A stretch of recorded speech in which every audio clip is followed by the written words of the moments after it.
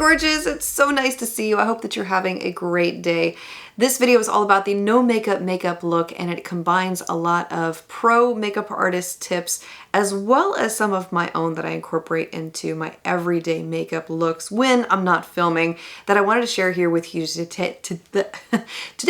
So if you are looking for a look like this, you just want to keep things very effortless and natural, very real looking, then this look is for you. First step is to apply a moisturizer to the skin, and the pro tip is to take your time with this step. I am using Camellia Seed Oil for my moisturizer today, and I'm just going to massage it into the skin. The reason that the makeup artist, as I was reading, says to do this is because it will help to get rid of dullness in the skin and create a glow. After this, take a warm washcloth and use it to exfoliate the skin and get rid of any dry, textured areas.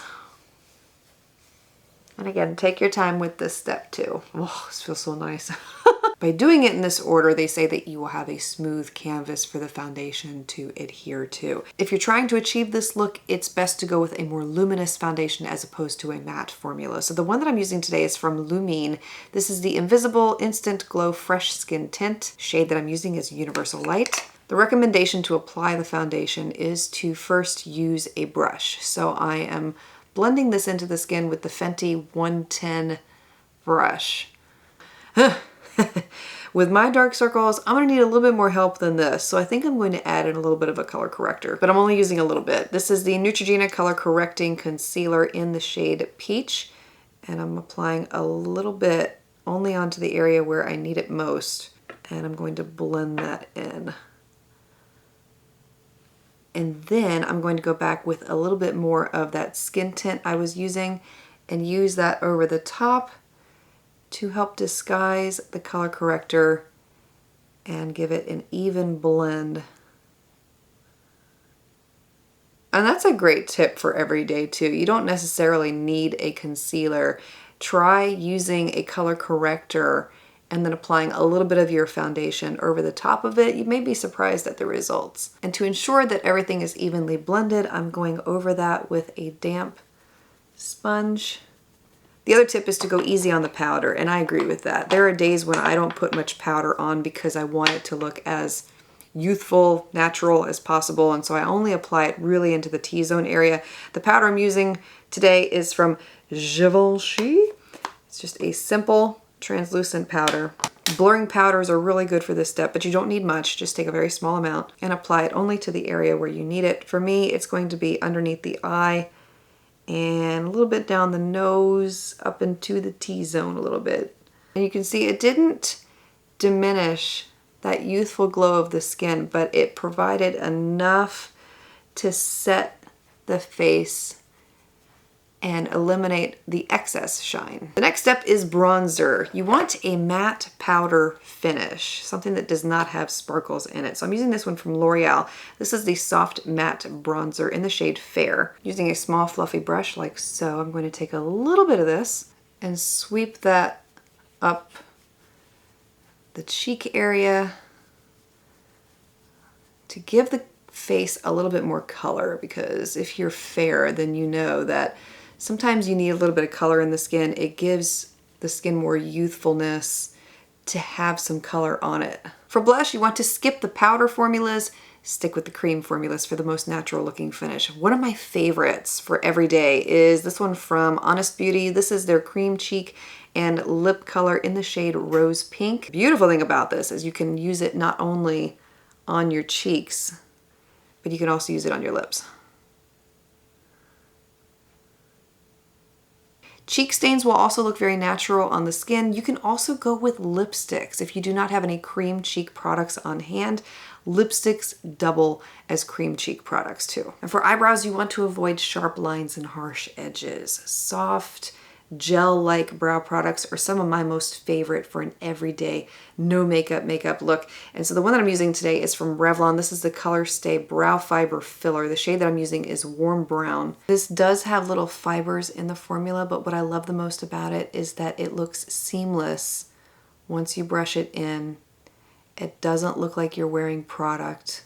Isn't that beautiful? And it's fast too. If you have brows like mine that are sparse and you have spots where there are no hairs, you can use a pencil to fill in those areas too. There's nothing saying that you can't.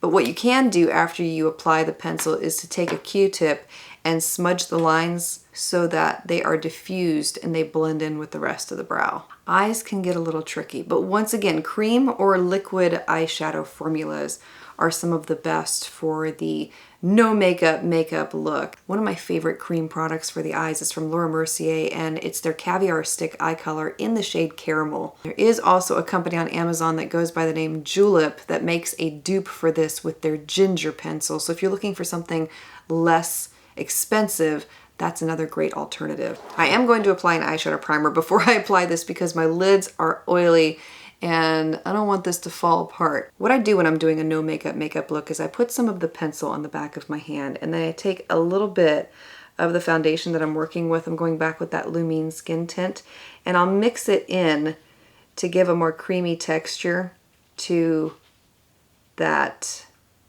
cream stick, picking up some of the product on my finger. And then when you apply this on the lids, it helps to lighten the color a little bit so you're not getting the intensity of the color because it's a little bit of a darker brown as opposed to what you see here. But this gives it a more natural look on the eyes.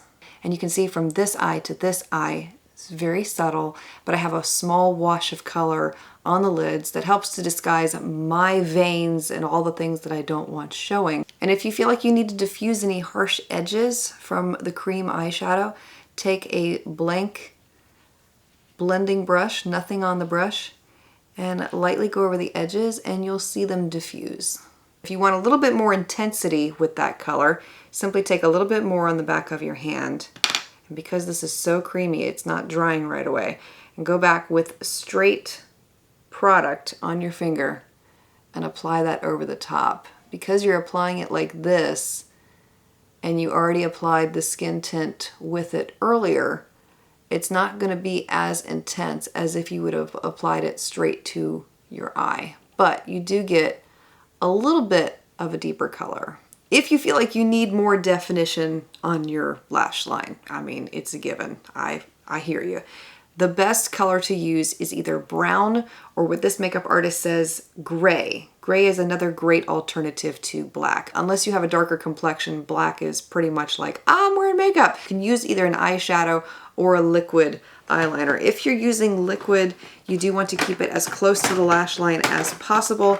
My preferred method for darkening the lash line is eyeshadow, and I love this brown eyeshadow from my Viseart Neutral Matte Palette. So that's what I'm going to be using to show you how to do this. Taking an angled brush, this is the MAC 263, I am going to push this into the lashes. So I'm not creating a line like I typically do, going lining my eyes like that. I am going to take that and just push it into that lash line. And this helps to darken it and add definition and depth to your eyes.